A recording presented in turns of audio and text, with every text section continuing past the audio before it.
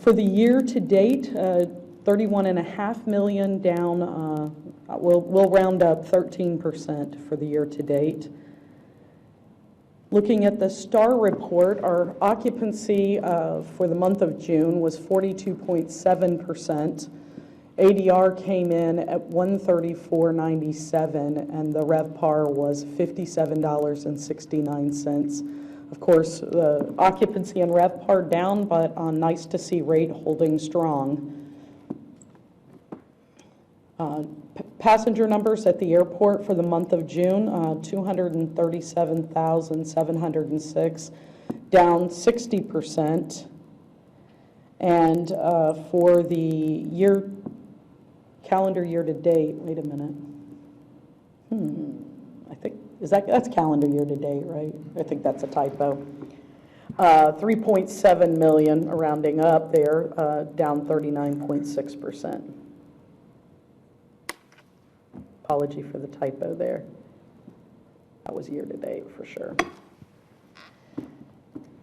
I do have Joseph St. Germain here to give you a couple of reports. One, we just received our second quarter visitor data, and Joseph will share a little bit about that with you. But also we have been working in partnership with them to do some consumer sentiment research. We have done 4 waves of that research, and I'm going to invite Joseph to come up and share that with you if you don't mind.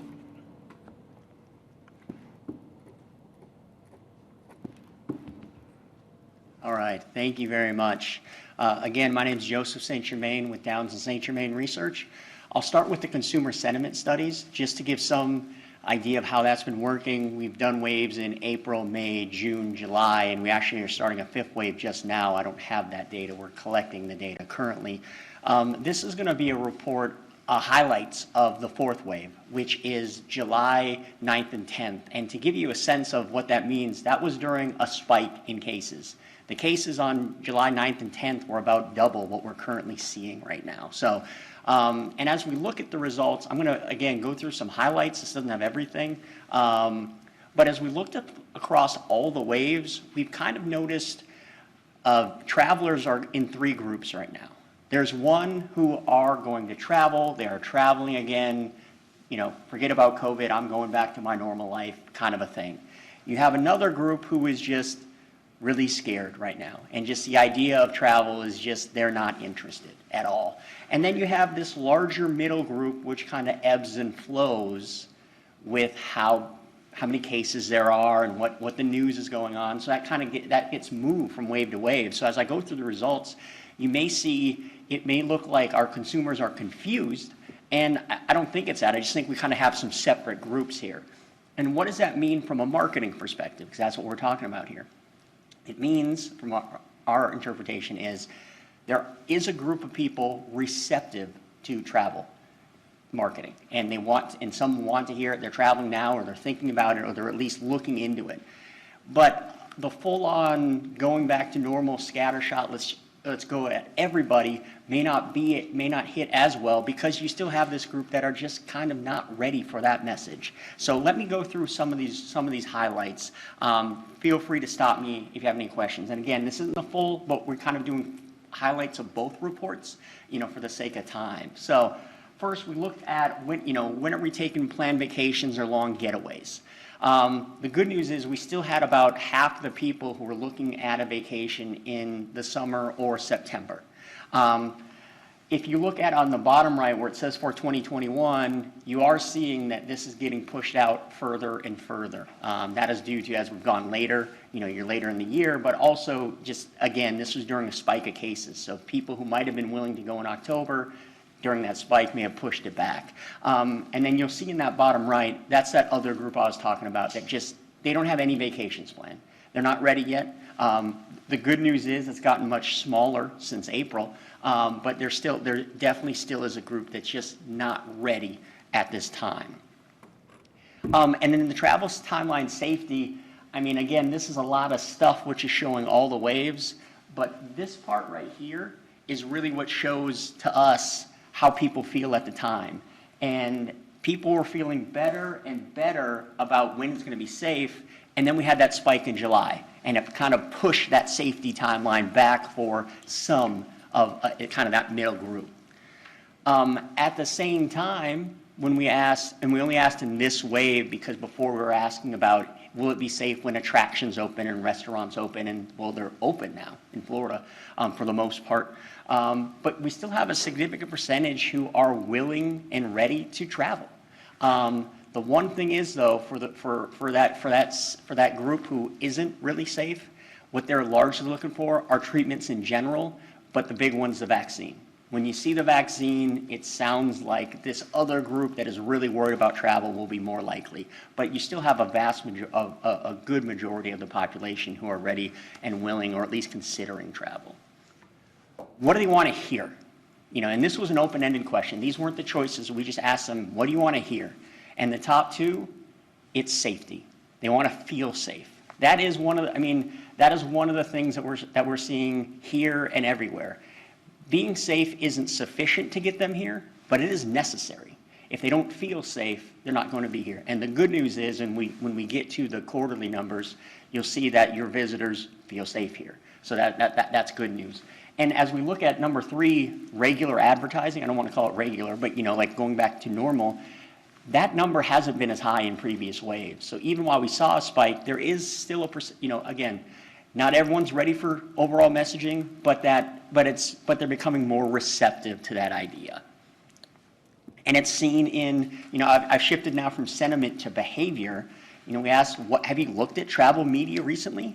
And even with the spike, if you look at the upper left, none. This was, you know, you almost had 3 out of 4 of your consumers who were like, yeah, I looked at something related to travel. And if you look at travel videos on social media and magazine, newspaper travel articles, travel shows on TV demand, that popped up during that spike in July. So again, there is a receptive audience right now. It's just not everybody.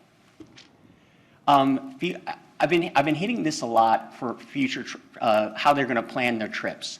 When we do visitor tracking here or anywhere, Google always comes up.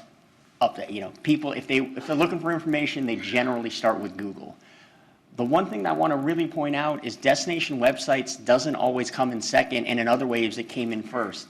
The destination website has always been an important part of for the visitor.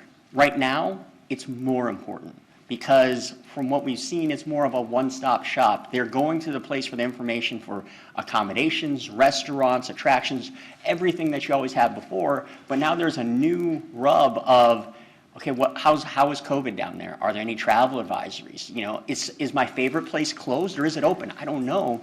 And again, we started to see that a little bit more in the quarterly tracking because there are just more people looking for more information.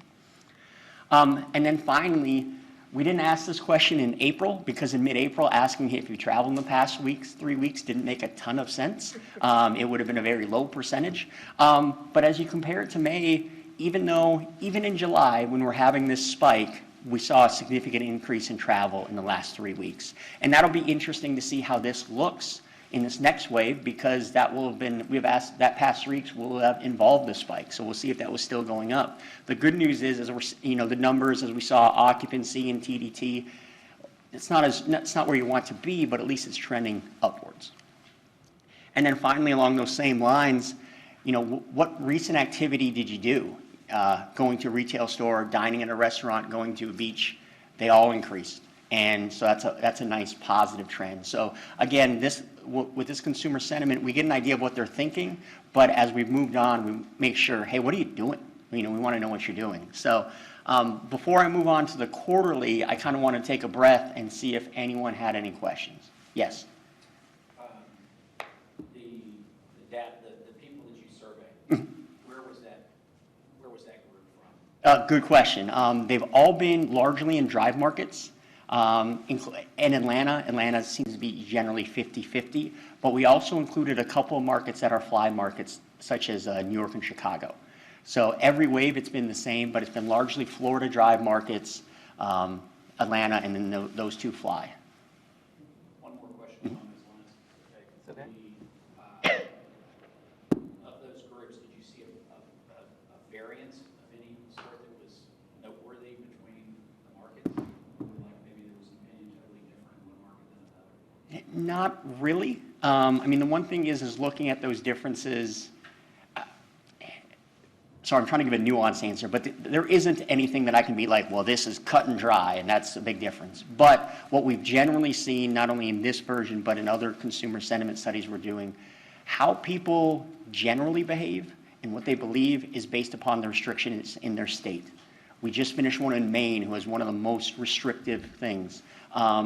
They're less likely to travel. They're less likely to be interested in travel. You compare that to Florida or Georgia, which is been much more open. They're generally more interested in travel, looking. That hasn't really changed their looking at things online, but in terms of actually doing it, that's where we've seen the large differences. Any other questions at all? No? All right, I will move on to the quarterly report. Now, this is April through June. The numbers I'm about to put on the next slide, I'm not excited to give you.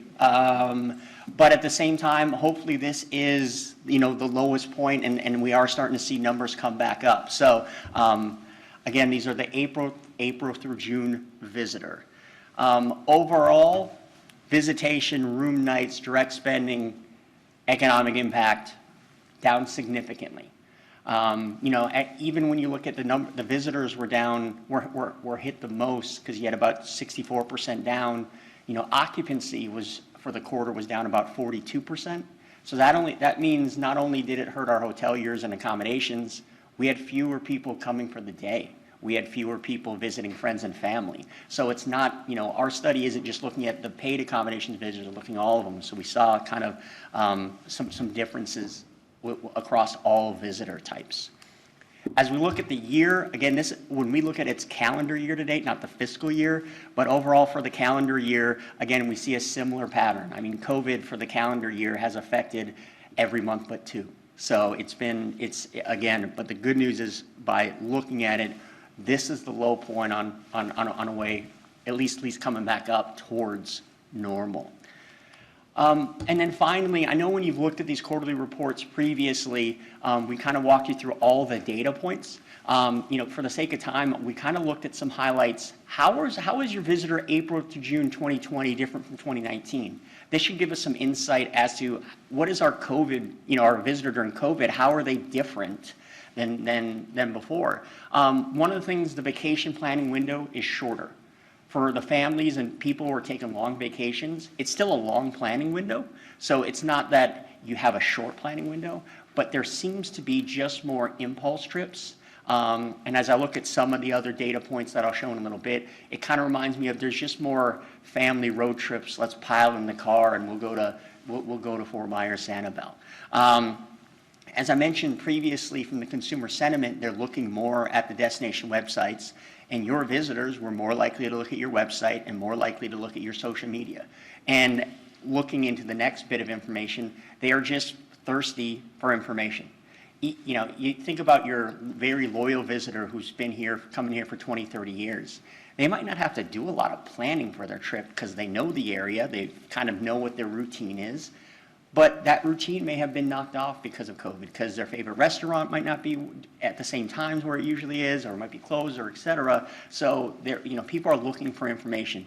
More information, people feel more comfortable, they feel a little bit more safe. Safety is kind of the underlying thing of a lot of these points. And getting to the next point, we asked about influence and how you rate as a destination on like 8 or 10 categories, I can't remember, but being peaceful and safe were more likely to be influencers, and you were rated higher on these things. So they feel safe when they were here, it's influencing their trip, and peace. I mean, the one thing about all of this is people need a getaway more than ever. They just don't always feel safe to do it. So, but finding that peaceful and tranquility has been something very important. And more so than ever, we saw people influenced by value and price. As we look at all the data points together, younger people are a little bit more likely to travel right now. Younger people are a little bit more sensitive to value and price on a few options. So just a couple things to keep in mind. A few more bullets. More visitors drove. Driving largely has to do with safety. Because of that, if people aren't flying, you're getting more of your visitors from Florida and the Southeast than you got last year this time. And the travel party was a little larger. Our best guess is you don't have your kids at camp, you don't have your kids doing other things, so let's kind of get the whole family together and that kind of thing. And finally, in a report that isn't, really kind of documents a very tough time for not only your county, but all tourism throughout the world, the good news is those who came, their experience held up. They were still very likely to return. They're still ready. They want to recommend the area. And generally, when you have anything that kind of changes things like this, those numbers tend to go down. But the good news is the experience while they were here was as positive as it was a year ago. So that's, again, in a report of not much great news, that is some good news. And that brings me to the end of my overview, but again, the full report, I know it was printed out and maybe in your packet, so there's a lot more data in there, but I'm happy to answer any questions. What questions do we have? Yeah, Tony, go ahead. Offhand, if you compared our county to, let's say, similar going up the West Coast, maybe like St. Pete or something, did those numbers and percentages vary about the same in St. Pete, or were they more depressed than we were? I don't know St. Pete exactly, but I will say kind of a lot of the Southwest Florida was very similar. Compared to the East Coast? Yeah. Metropolitan areas is a little bit tougher just because their cases tend to be a little bit more. And, if you want to think about the rest of the state, the Panhandle's actually doing pretty good. My guess is, a lot of their visitors are coming from Georgia, Tennessee, who have been just more open, and they have a sentiment that is generally more open for travel, as opposed to, you're getting a lot of your Florida visitors here and they're coming, but things like Chicago and Minneapolis and that, it's been a little bit more stricter than a lot of the Southeast, so they're not as coming back in droves as much as we've seen with folks in the Panhandle. Okay. What other questions? Did you get any sense of, I know it looked like people, about 30% went to a beach. How do people feel about going to the beach? What was your sentiment? Did you get any sense of that? I mean, overall, from the quarterly report, you still have a lot of people coming here for the beach. That's still what they're doing. That's why they're coming. And frankly, the beach, whether we're seeing it in consumer sentiment or actual behavior, the beach is a place that feels peaceful and safe. As long as it's not those beach photos you saw in March where you have thousands of people next to each other. I mean, it's a place where you can still have the vacation, but you can do it safely. So overall, the beach has been a positive. It's been a thing that consumers are more willing to go to vis-a-vis some of the other large attractions that attracts droves to Florida. And we've been tracking national research as well. I mean, we wanted to do our own and look specifically at customers who typically come here. But the national research indicates that beach vacation, outdoor vacations in general, but beach vacations, hiking vacations are very, very high on consumers who are willing to travel now's list. And it's even more so with your visitors. One slide that didn't make it into consumer sentiment was, what types of vacations are you willing to take? Drivable beach destinations kind of come in number one, and then right after that is outdoor spaces. And Tam's right, on a national level, beaches and outdoor spaces are kind of close for your visitor, as they've had more, we're closer to beaches than you are in, say, than Kansas. They are more willing to go to the beach. And they're, so that's good news for a destination like yours. And sorry, just to add one more thing. I sat in on a webinar with destination analysts this week, and Florida, where do you want to go? Florida still at the top of the list of all the state destinations that people are looking at. So even with all the negative national headlines, Florida is still top? Yes, sir. That's fantastic. I have a question. Do we have any thoughts on what Labor Day might look like coming up in September here? Do people want to travel during that time period? Are they looking for beaches during that time period? Love to hear from some of the hoteliers too. Yeah. Go ahead. With the schools being pushed back to the 31st, business, we were going into August saying, it's going to be 40, 45%. This last week, it's now 65 to 70%. The staycations are longer. I think the next 2 weekends, my hotels in Florida are all sold out. already for the weekends. Labor Day's close to being sold out. So I think it's gonna be a very strong weekend. I think you're gonna, people are, it's a dry market, and it's 70-80% of our business is East Coast. Excellent. Okay. And what are your? I mean, it's really, I kind of have some similar sentiments. We generally are better, we do more documentation than projecting. At the same time, as you look at the data points, you still have a large percentage who are ready and willing to travel. They want to come to drivable beach destinations. We've already seen Memorial Day, at a time where it was still pretty bad. It really kind of started to peak. So I would, the planning, and the other thing might be, as we look at that travel planning window, you still may have some more to come who take some more impulse vacations as well. So, again, I would say the hoteliers and the vacation rental folks in the room have a better idea of what their bookings look like. But at the same time, I would generally think it's positive. Don't get me wrong, I doubt we're going to reach anywhere near what you may have saw in 2019, but at least it's a positive direction. And at the risk of getting into something too controversial here, I do think it's important to hear from this group on this topic. So we've seen this movie before. The movie is, we've got a big national holiday coming up, and the folks on the East Coast are probably going to close down their beaches. I mean, that's speculation on my part. We haven't seen anything confirmed on that, but let's play out that scenario. What happens if Palm Beach, Broward, and Miami-Dade close their beaches? We before was, if those three close, then everybody else is forced or at least pressured to close their beaches because, well, we don't want, quote unquote, those folks coming over here. So I'd love to hear from this group, how would that affect you all if the county commissioners tried to take some actions to close our beaches in reaction to that? I got Yeah, a few Tony. comments. I mean, we went through this like 4th of July. Yeah. And looking at the things, and I know maybe Judy wants to comment too on Sanibel's beaches closing except for Bowman's, but we kept Captiva open, and Lee County kept the Causeway open. There was obviously some congestion going on there. My own sentiment is, by keeping all the beaches open, I think it spreads the people out thinner. That's my own thoughts on that. Obviously, some beaches are more set up to spread out people more so than other beaches, maybe, per se.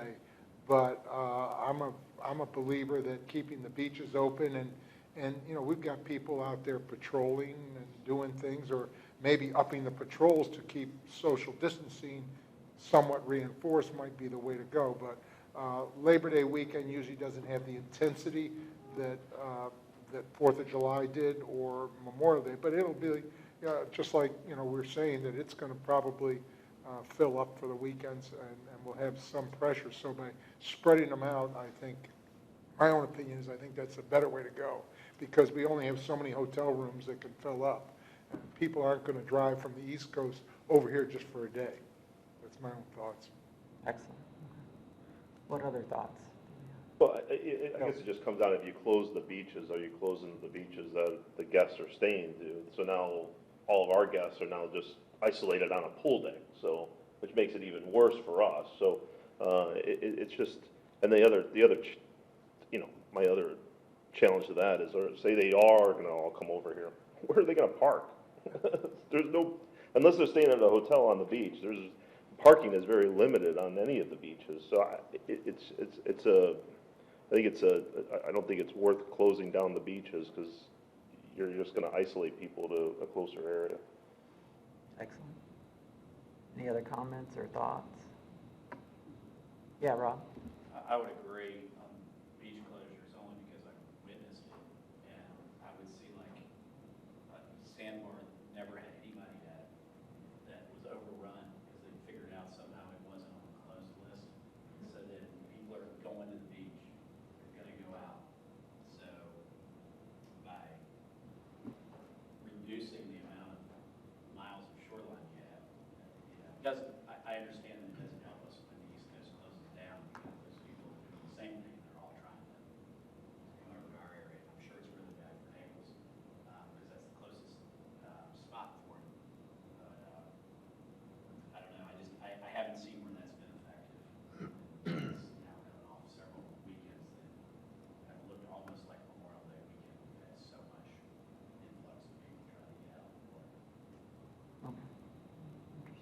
All right, well, thanks. If anybody else has any other comments, before we move on from this, or any other questions for, no? Okay. All right, thanks, sir. I appreciate Thank you you. very much. If you don't mind, sir, I have a couple of more things I just want to share as part of my report. I don't want to end on the negative news there on that we had on the screen, so I'd like to share a couple of other things. Everyone knows that we had to cancel Island Hopper Songwriter Fest, and I know there are disappointed people in this room. I can tell you no one was as disappointed as the VCB staff. We really enjoy putting this event on and delivering it to the community and knowing that we're having a positive impact on the month of September.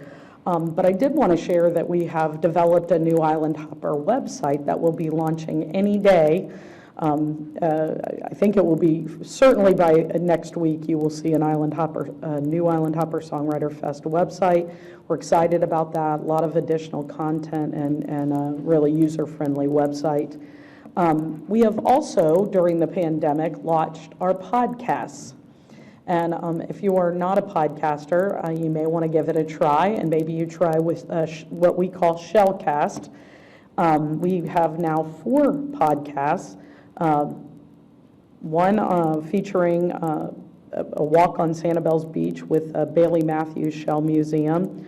The Cape Coral Burrowing Owl Festival is featured in a second one. We have an on the water, kind of an island hopping with Captain Brian, and the most recent one is at Edison Ford Winter Estates and postulates on what Mr. Edison would think about podcasts, which is pretty funny. I enjoyed that one very much, actually. So I just thought you might be interested in that information. And then last but not least, I want to share a video that probably many of you have seen.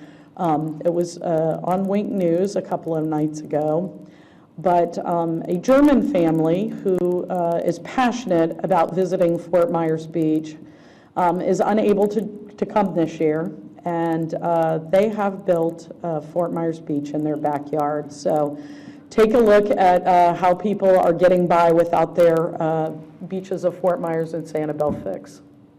Enjoy Fort Myers Beach in person, why not bring the beach to you? That's what one German tourist did after his trip was canceled due to COVID. Wink News reporter Sydney Persing spoke with him about how he turned his backyard into a tropical paradise, complete with a bar and palm trees. Rolf Weiss is a German man of simple pleasures. It's why he and his family come all the way to our FMB for a little Florida TLC. Go to the water, relax, drinking a beer, sit on the bar. But with the coronavirus, Rolf's flight to Fort Myers is no more, not allowed. This year we can't go to Fort Myers, and we love it so. And so I got the idea. The idea? To turn his German garden into a faux Fort Myers beach. No detail too small to spare. From his favorite beach beer. The Budweiser, yes. To our soft Florida sand. I go to the hardware store and I buy it. A little innovation, bringing Rolf a little bit closer to his paradise. It's my small ocean. And an ocean away, this backyard beach somehow connects Rolf to us and to his favorite place. It's funny, but then it's also, it's so endearing. It's perfect. I mean, the color, down to the color and the sailboat, everything, it's perfect. Perfect, simple, and if nothing else, something to make us all smile. For us and for our family, it's the best place of the world. There you go. People are still dreaming about coming here. They will be back. With that, sir, that's my report. Thank you very much for sharing that positive report too, Tam. All right, let's move on to the report of the Sports Development Deputy Director, Jeff Melke. Jeff, go ahead. Thank you. Glenn did confirm that I have not been demoted yet, so for those of you who've been poking fun at me this morning. Yeah, we'll see how the report goes. In light of time, I'm not going to go through the entire sports report, but it is in your packet. I did just want to say, if you look through it, January and February were really high notes for us. We had produced our second best January in our history, and our February numbers were because of the Kia Tigers spring training program that came in, they ended up staying 45 days because they couldn't get home, basically, because South Korea had started having the epidemic, and that helped us have by far our best February that we'd ever had when it came to sports tourism. So we do have a March report and we do have a June report. Obviously, April and May we did not have any sports events to report on. We've had a pretty active summer so far. The youth baseball and softball products came back surprisingly strong, and you'll see the reports on July at our next TDC meeting. So if you have any questions on sports, please let me know on that. I would just like to take 1 minute and just bittersweet moment to recognize a teammate and a great colleague of mine, Gary Ewan. He's sitting over there in the corner. Gary has worked for Lee County for 36 years. In fact, his exact start date was May 3rd in 1984. And through 36 years, he's worked for Parks and Recreation. He's worked for the Visitor and Convention Bureau, and he's put 17 painful years in with me as his, unfortunately for him, as his boss. We had an amazing time as Gary as one of our colleagues, and he is retiring. And so on September 30th, he is calling it a day, at least for Lee County government. I believe he's starting his own tourism consulting company, and we wanted to wish him the best. Just a couple things. In that 17 years that he and I have had the pleasure to work together, we've hosted 1,667 sports events. Those events generated 1,993,000 hotel room nights and $785 million in direct visitor spending. So Gary's had a huge positive impact on our tourism efforts here, and I'm blessed to have called him not only a colleague but a friend all these years. So when you all have the chance, I know that we're in funky times right now. If we're able to have some sort of a kind of a celebration for him at a later date, we'll certainly let you all know. But with all the social distancing and stuff, I hope you all will reach out to him at some point and just wish him good luck and congratulations. So.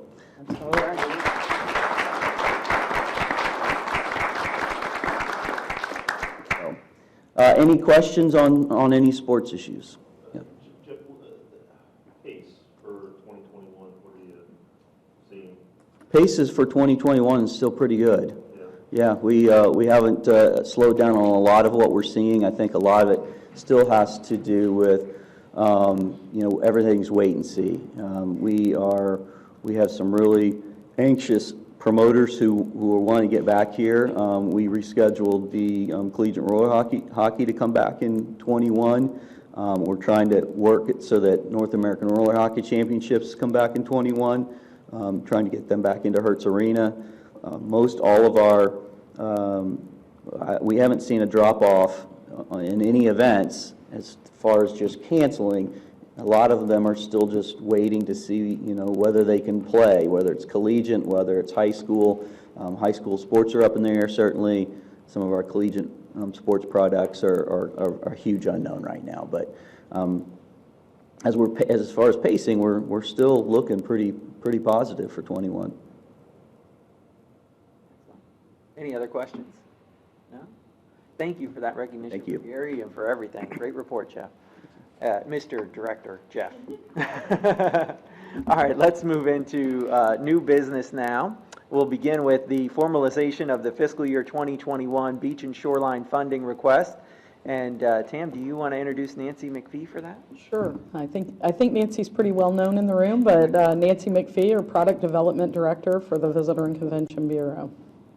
Thank you, and I want to first start by saying thank you to the TDC who reviewed the requests. We had 27 requests for beach and shoreline funding this year, and that totaled $15 million. The budget for the program this year is only $9.1 million. On the 23rd, several of you met and worked very hard to whittle the projects down and make it all work.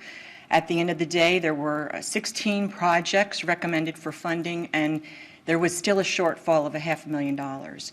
So there were several project managers that reduced their request or withdrew their request, but the one that's helping us make it work is the Beach Renourishment Trust Fund. Steve Boutell of Natural Resources has reduced his request from $2.2 million to $1.6 million, which allows us to meet the 16 requests you want to fund to budget of $9.1 million. So before we move forward with action, I wanted just to provide an opportunity for the TDC to ask any questions about that and how that might affect future projects.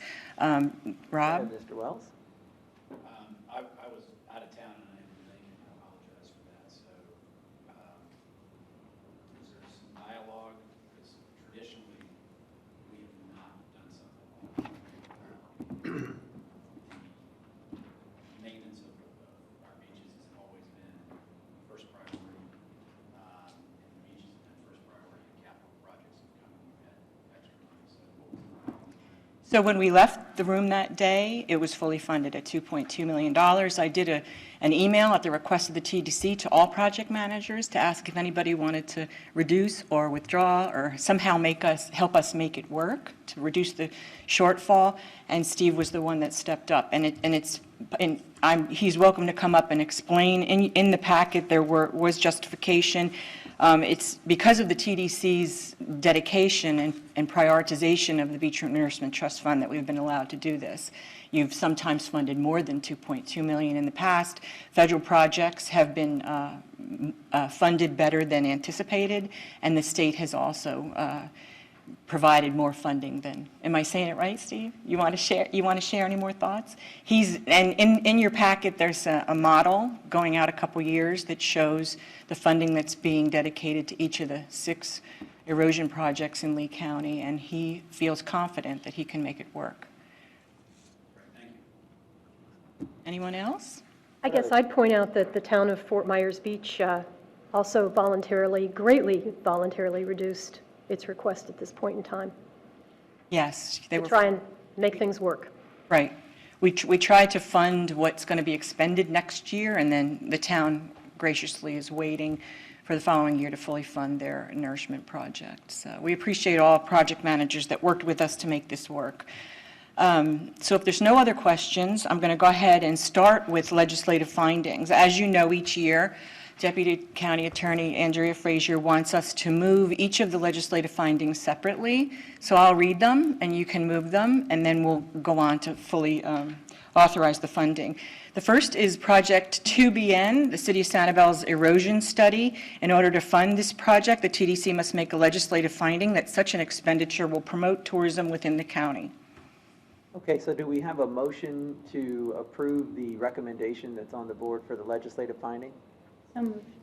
Was that from Ms. Cronin? Yes, sorry. Thank you. All right, so the motion is from Ms. Cronin, and do we have a second? I'll second it. Second from Mr. Lappy. Very good. Any discussion on that point? All right, any objection? No objection, that motion carries unanimously. Thank you. The next is the Town of Fort Myers Beach's beach erosion monitoring project. TDC must make a legislative finding that this project is related to and primarily promotes tourism. All right, do we have a motion for approval of this item?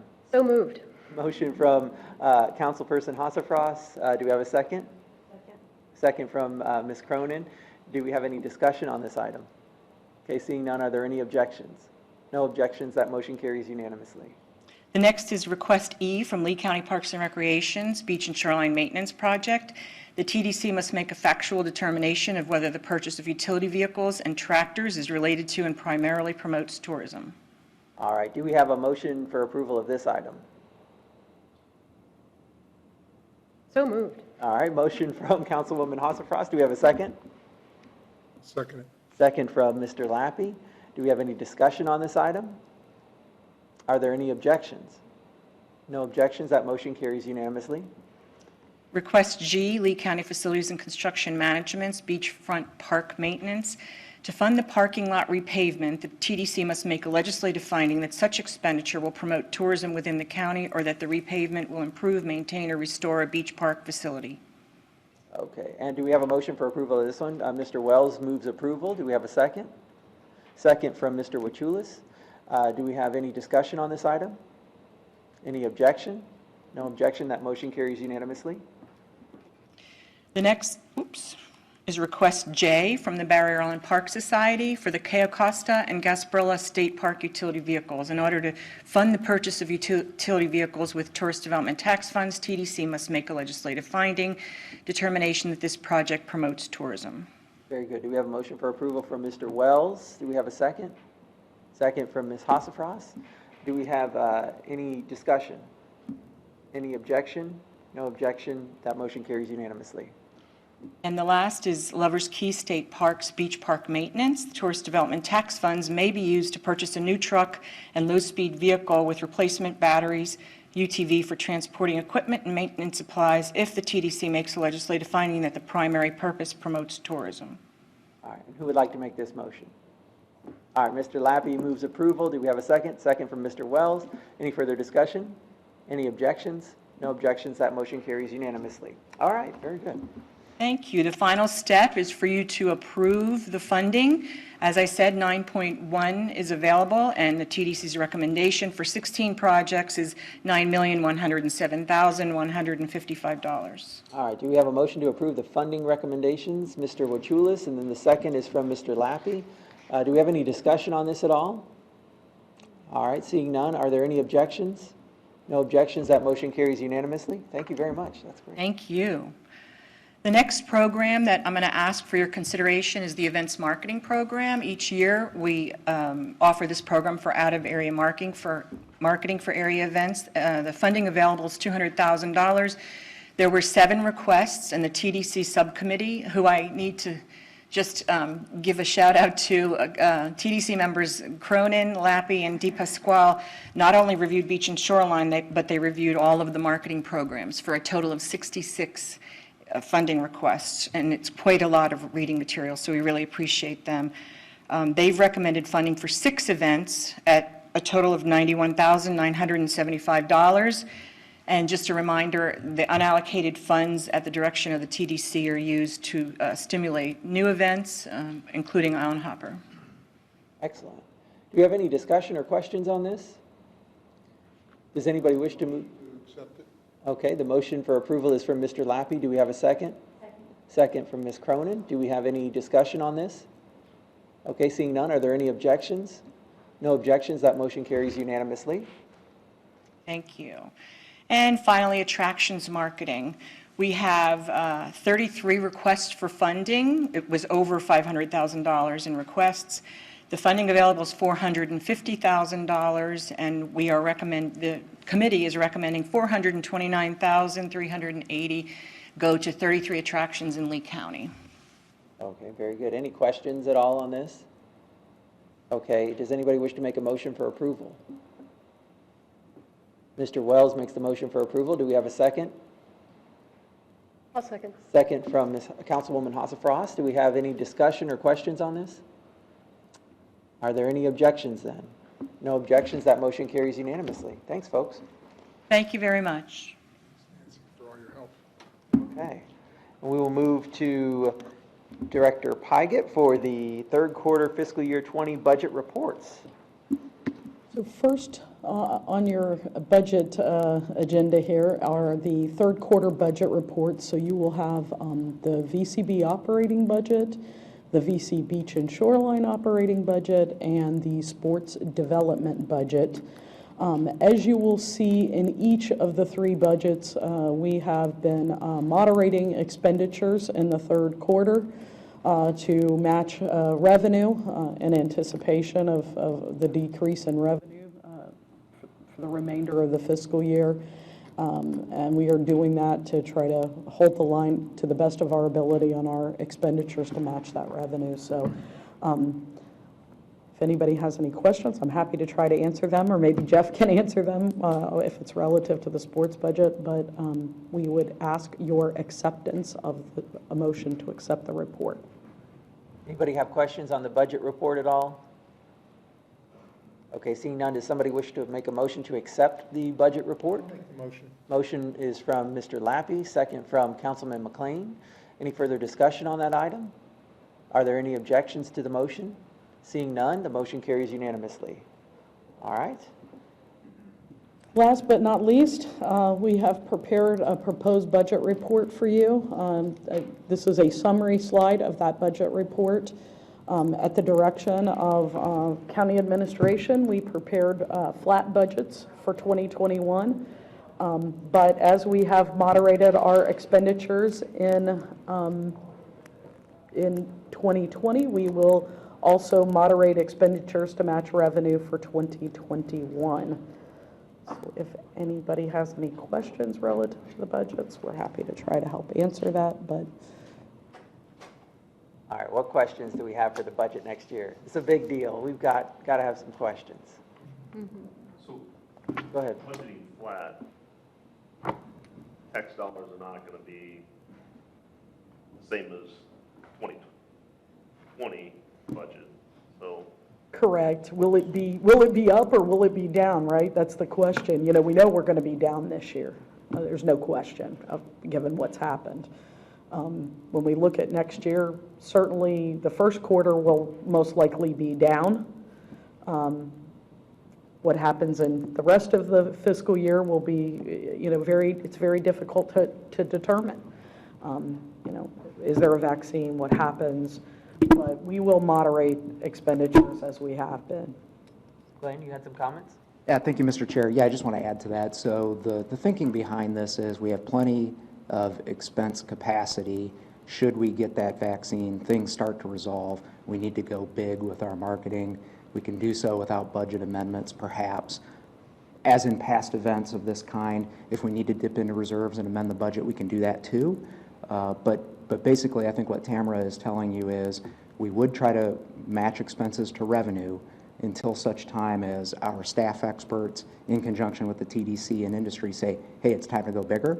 And when that happens, hopefully it will, we'll have the budget capacity to make it happen. Now, to your point, we probably would be dipping into reserves at that point, but at least we have the budget capacity to go that way when we choose. And if I could add on behalf of the commissioners, you know, we've all been so supportive of tourism and trying to help, you know, bring back the economy in this area. You know, we've done it time and time again when it's been necessary in the past in response to a crisis. We would, I assume, continue to follow our historic, you know, method of using the reserves or using whatever funding is necessary to help bring tourism back at the right time. The big question mark is, what is that right time going to be? But I want to tell you, I'll be there to support you all when that right time is ready. So, yeah. What other question? Oh, yeah, Mr. Lappy. Would you ever think, I mean, this is proposed budget, would you revise the budget then at some point if you felt that, the vaccine comes along and then would we put out a revised budget? Is that what we're talking about? My personal thoughts are, without talking to the other commissioners to approval, but my personal thoughts are, yeah, you know, we have been very smart budgeters for the last several years, and we do have quite a rainy day fund, even in our tourist development tax fund. And boy, I can't think of a rainier day than what we're going through right now. And so this is certainly a time to use it. I think we're going to have to be at the airport open to the idea of budget amendments if things turn out to be better than we are predicting they are. And I think we have to be open to the idea of them here in the tourist arena if things turn out to be better than we predicted they are. And I can tell you, when we get that word and that comfort that the time is right to start really marketing this destination, I think we'll support it like we always have in the past. I think too, probably when you look at the end of the fourth quarter in 2020, you know, you'll have a better idea as well, because, you know, some of the numbers in July and August may be better than you anticipate right now. We'll sort of see what happens. But, You know, we built our estimate for the rest of this fiscal year, and it actually through the end of the calendar year, based on a model that Tourism Economics put together. And I can tell you that each month we have outperformed the Tourism Economics model. However, not by a lot. You know, we have beat those numbers each month, but it's not by a huge amount each month. So I think it's a sound, very conservative approach to use that model that they've put together. They put a model together back in May, and they did recently revise it, but the revisions were very, very minimal, and we feel like the model we've put together is solid. But, you know, I can tell you, you know, the June collections came in higher than we expected. You know, that was a much better number than we thought it was going to be. But, you know, that doesn't mean that things can't change again between now and you know, the end of the fiscal year or the end of the calendar year. So we're being very careful. Yep, makes sense. Do we need a motion? We will need a motion, yep, and what this does is this gives the TDC's blessing to the budget to then go on to the county commission for full approval. Okay, very good. So do we have someone who wishes to make that motion? Make the motion. Okay, the motion is from Mr. Lappy. Do we have a second from Mr. Wells? Okay. And do we have any further discussion on this item at all? Okay, seeing none, then I'll call the question. Are there any objections? No objections. That motion carries unanimously. Very good. And that concludes the discussion on the fiscal year 21 proposed budget. We'll move on to council information. Ms. Pikett, anything for the council? No, I will say that your next TDC meeting is scheduled for October 10th, 2020. Tentatively scheduled for October 10th. We'll keep our eye on that and let you know, but we had not scheduled a September TDC meeting because we thought we would be going to Governor's Conference, which of course we will not be going to Governor's Conference, but just so you know, the next meeting is scheduled for October 10th. That's it, sir. Mr. Wells? So October 10th, Saturday. Uh-oh. It's October 8th. October 8th. Uh-oh. Yeah. No problem. Oops. Man. Right in the recap. Not our best agenda. Very good. October 8th, Thursday, October 8th. I look forward to seeing all of you in October. I'm hoping we can even hopefully be more upbeat than, you know, it's hard to be upbeat about anything right now, but, you know. Stay positive. All right, so that wraps up for council information. Let's start with Mr. Lappy. Any member items? Yeah, Judy Zamama forgot to tell you that we opened up a new airstrip on Sanibel. We landed a plane there, what was it, yesterday? I didn't realize that, but yeah, we landed, and he not only landed safely, but he also took off from the beach. So, you know, it's kind of cool there. We didn't see that coming. It was just near my house, so it was kind of fun. So, Judy, did you get a license for that, or just let him go around? Each park? What's the parking fee The on new that? attraction, yeah, get him for 200. We'll hook you guys up with the guys from RSW here. I was going to say, was that? Way back in the day, we used to have an airstrip on Sanibel, so this was just a new one that they opened up, so Then did you that's all I collect your got. fees? We're good. We're glad that worked out safely. Absolutely. Mr. Wells, anything? Mr. Wachulis?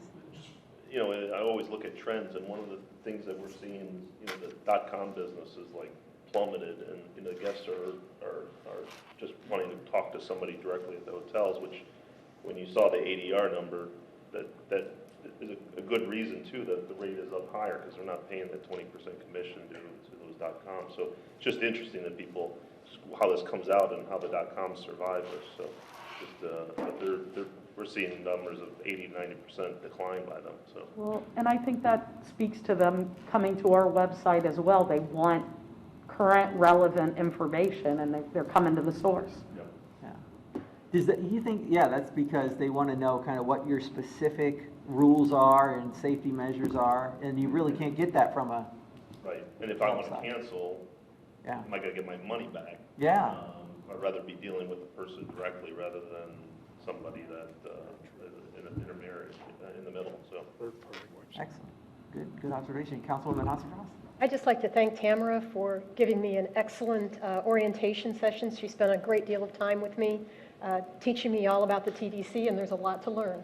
And also, Andrea has forwarded me some information that I requested from her because I'm a geek and like to read weird stuff. She's forwarded me some AG opinions, and I'm enjoying it, and I think this is going to be a fascinating group to work with. Now, is your term slated for 1 year on this TDC, or will you be here for a second year? Or? I think I've only got a year because I'm filling out Anita's term. She was term limited out of her office. Okay. So I think I'll just be with you for a year. Well, I wish we could have given you a better year. But same here for me. I was looking forward to a record-breaking year as chairman of the TDC, and this certainly, but I'm proud of everybody's response. I'm proud of the fact that y'all have risen to the occasion, and that, you know, with whatever's out there, whatever lemons you've been handed, you've made lemonade, and so thank you for that. Tam, anything you want to add? No? Glenn, anything you want to add? Chair, I'll just use this forum to let the TDC and members of the public know that the Board of County Commissioners did authorize round 2 of Lee Cares, which you heard about from some of our speakers this morning, and that does include additional business assistance, so please take advantage of that if you can, but let your colleagues in the industry know. That would be terrific. Thank you. Councilman McLean? Well, I've got good news from Estero is we don't have any new airstrips opening up, and we hope we don't have any in the future, so that's good news. There you go. Ms. Cronin, anything for us? No, I don't have anything, thank you. How's the merry-go-round doing? Oh, it's doing very well. We've figured out how to socially distance that, and everybody loves the nature park because there's plenty of room, you know, to move around. So those are the 2 areas that are still very popular. Thank you for asking. Excellent, good deal. And Jeff, anything you want to add? No, for the good of the order? All right, very good. That looks like that takes care of everything. If there's no objections or nothing else, then we're adjourned. Thank you.